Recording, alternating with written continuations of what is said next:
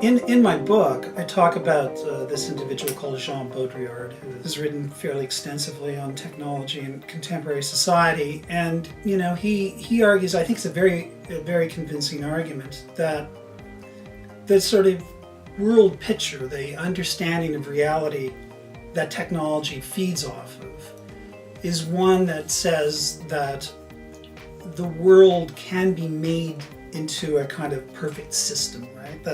That sure, things go bad, but if we create smarter technologies and we devote ourselves to the technological cause even more so than we do now, we can create a world that works, and a world that works perfectly. So Baudrillard says that technology constantly pushes that envelope. We're always looking for more efficient ways of doing things, to do things faster, cheaper, better, always, right? And we take any kind of resistance to that desire to make a world better as evil, as he calls it. It's something that we think has to be eradicated.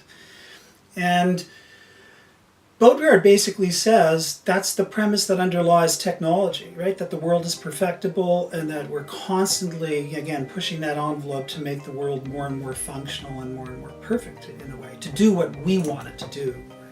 And Baudrillard keeps on saying that's not the way the world works, right? He's saying it's based on a false idea of the nature of things. And he goes, the nature of things is that, yeah, the world we can rearrange things to make the world better and more functional from our angle, but things always go wrong, right? There's always a kind of backlash to our efforts to create a better and better world. So he didn't say this, but when we invented the airline, we invented the airline crash, right? When we invented the internet, we invented hackers, or at least all of these negatives came to be. And so Baudrillard is saying it's just the nature of things, so that there will always be negatives associated with our progress. And we shouldn't be surprised when things don't go the way we want them to go.